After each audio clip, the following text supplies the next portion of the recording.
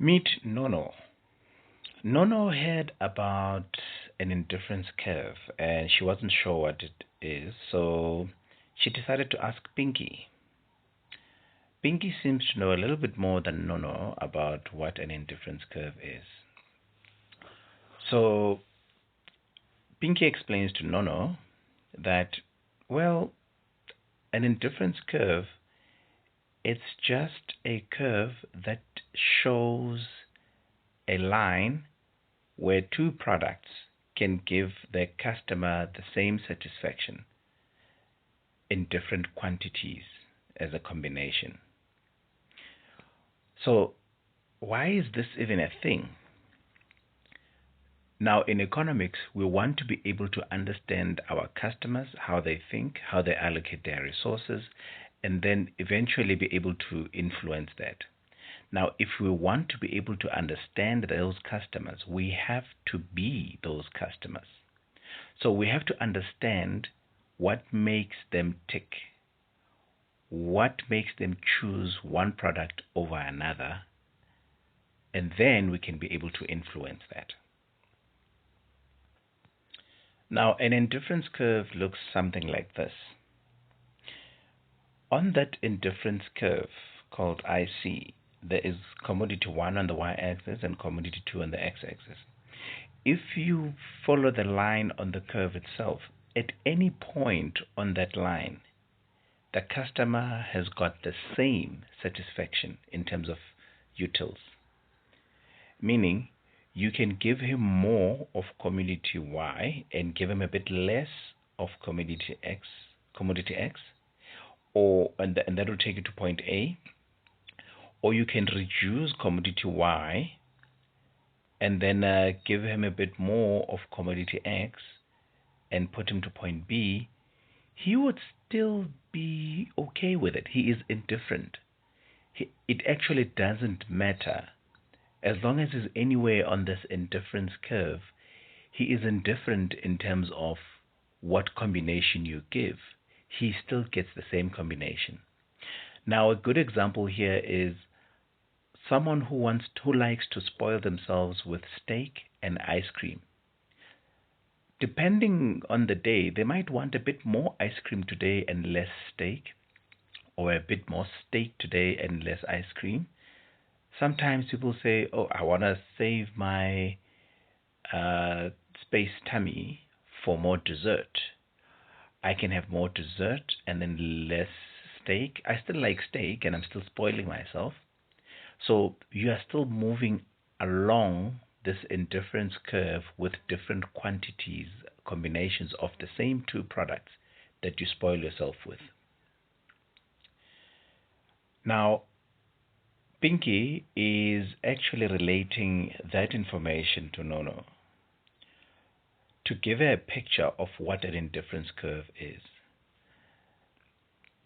Now, in actual fact, Nono does like steak and ice cream. And so Pinky is explaining to her that, the combination of ice cream and pieces of steak, you can move in between those two and then plot those combinations on a curve, and that would give you the same satisfaction. So that's an indifference curve. The bottom line about it is that all of those combinations have to give you the same level of satisfaction. Once you move to a different level of satisfaction, like a higher or a lower level of satisfaction with a different combination, you move off that indifference curve into another. Now, going back to our indifference curve and how it looks, remember that what makes up this line is the fact that you are indifferent. You don't care how much of each of these products you can put together to get that same satisfaction. And that same satisfaction is available for different quantities, combinations of the two products. Now, once you start jumping off from that same level of satisfaction and you get more, this line will shift out and to the right and show a higher level of satisfaction, and then show what quantities or combinations of each of the products are required for that level of satisfaction. Now, for that reason, these lines never cross, because each one is very definitive about its own level of satisfaction.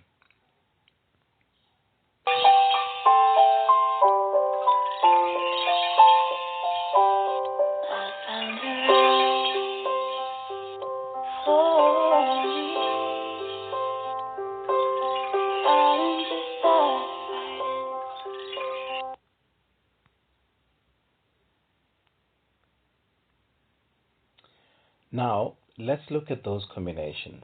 You've got ice cream. I'm just going to write ice there. We don't have enough space.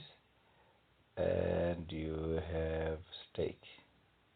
Now, you can either have 5 scoops or 5 scoops of ice cream and 1 piece of steak, or reduce here and get more there, and you can keep going, right? Sorry, this is 2.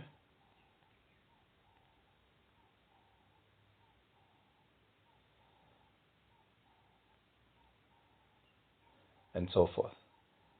Now, if you plot that, it'll look something like that, where you have more of this product here and a little bit of that, right? And then somewhere here you will have more or less the same level, and then, or you can take more of the other one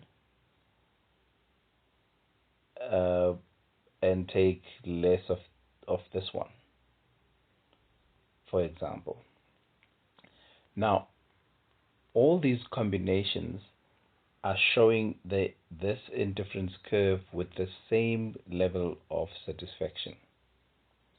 Of course, you can have another curve where you have multiples of this, where now, instead of having 5 and 5, so let's do ice cream and steak, you can have 10 and 5. And now you're starting with even higher numbers. Maybe you can afford more, and then you get 8 and something else. So now, instead of that line that you had initially, you would have one that starts at 10 and higher figures somewhere else. That gives you a different satisfaction, a higher satisfaction than it is at the combination of the initial curve that you had. Now, you'll be starting to show different levels of satisfaction and what it takes to produce that level. So now we know the combination of what it takes for this one. Now we'll do the same thing and calculate what it takes for the next level of satisfaction. Now, this together with all the possible levels of satisfaction and what it takes is called an indifference map. It has got multiple indifferent curves in it.